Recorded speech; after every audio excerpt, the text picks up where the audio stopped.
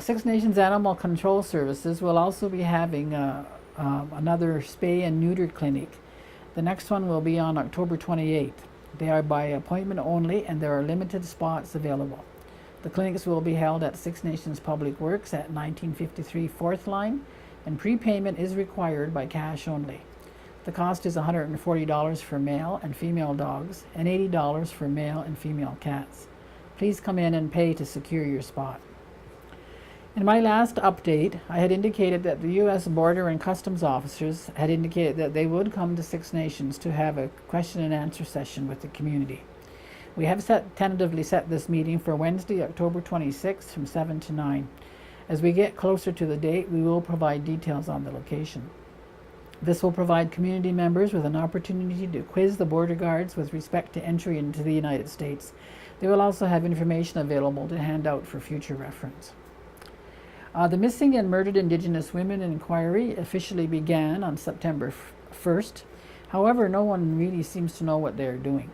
So we had our own meeting here at Six Nations. We met at Gunokasha with our Embrace Her with Love families.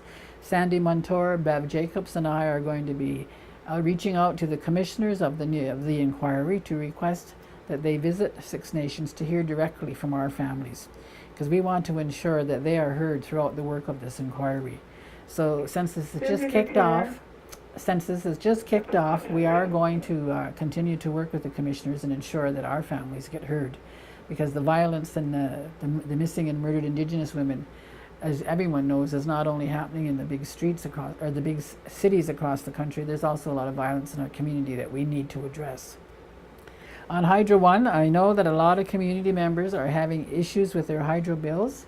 Our Community Liaison Officer, Arlene Miracle, is diligently working with community members and Hydro One to set up one-on-one sessions so that people can discuss their hydro bills. I would like to encourage everyone to please pay attention to your bills. If they are a huge amount, you should take action now to get questions answered or to work on payment plans so that you can avoid disconnection. We know how frustrating this is for everyone, our staff included, and we are working with the Ontario Energy Board to come up with an on-reserve First Nations rate for hydro. This, however, will not take effect until probably mid-2017.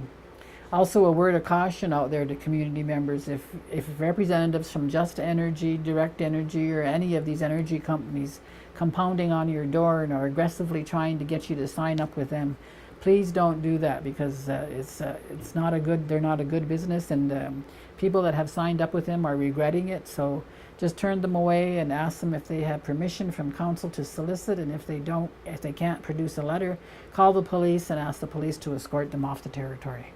So just a word of caution when people are soliciting door to door. So some of the events that have happened in since the last update: August 27th, the Miles to Go had their annual cancer walk. On 30th of August, Councillor Ray Miracle, Jan Burning, and I traveled to Buffalo again to meet with the U.S. Customs and Border Patrol. On August 30th and 31st, the Ontario Steering Committee on Housing met at Six Nations, and Councillor Dave Hill attended that. I attended for a short while.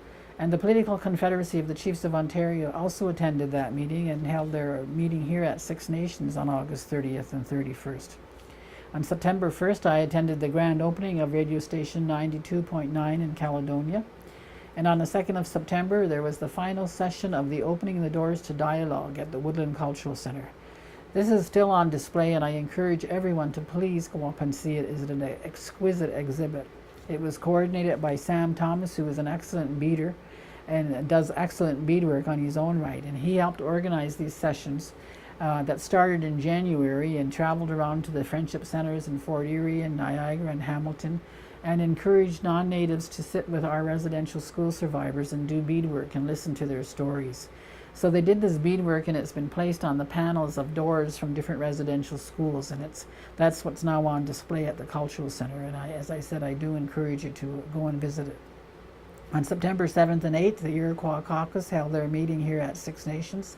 They talked about issues that we can work together on, such as taxation, border crossing, education, preserving our language. And we meet regularly and talk about how we can support each other as part of the Iroquois Caucus. One thing of note is that the Iroquois Caucus had also agreed to send a delegation to Standing Rock in North Dakota to support them in their opposition to the Dakota Access Pipeline. Some guys did go down and took some supplies the week of September 12th, and I think another delegation may go down later on. September 7th, Phil Montour and I met with Bishop Bob Bennett from the London Huron Diocese and the Anglican Church, and congregations from all the Anglican parishes here at Six Nations. They were informed that Reverend Norm Casey will be retiring as at the end of November, or end of October, I think it is, and they want to ensure that the church lives up to its obligation to ensure that there is a pastor here to conduct services, and also that they, continue to provide the funding that is needed to keep those churches running. So Phil and I agreed to continue to take part in their meetings and to monitor the situation. On Friday, September 9th, I took part in the press conference for the Mann Cup with the Six Nations Chiefs versus the Maple Ridge Burrard Bullies, I guess they call themselves, from BC. The game started on September 9th, and the Six Nations Chiefs, as we know, went on to win the Mann Cup, so congratulations to them. And on the 8th of September, we had the retirement party for Sharon Martin, our welfare administrator, Ontario Works, after 33 years of dedicated service to the community. I just want to take the time to thank Sharon for all the hard work that she did.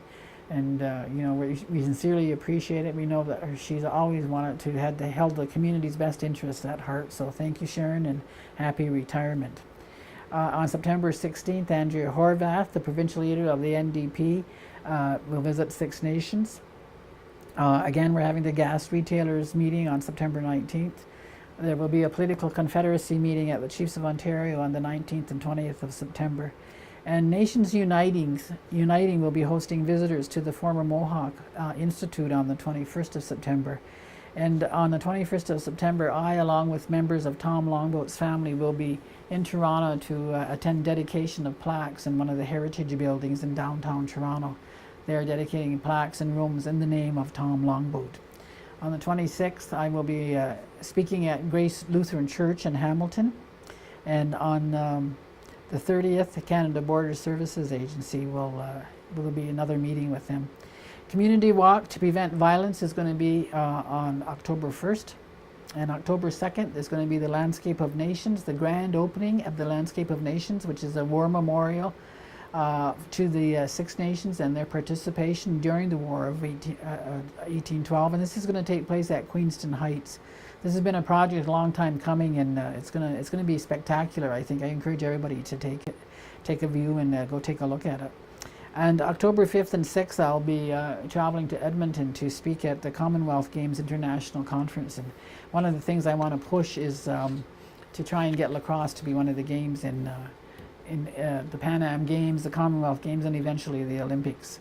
On October 12th and 13th, I'll be co-chairing an Ontario First Nations Economic Forum, which is a forum dedicated to how can we create more wealth for our communities. So there'll also be, and again, I just want to remind everybody, in 2017 we've got the North American Indigenous Games. We're going to have more coming up on that, and the World Conference on Indigenous People. So that's it for this update, and we'll talk to you again in 2 weeks. Nyawa.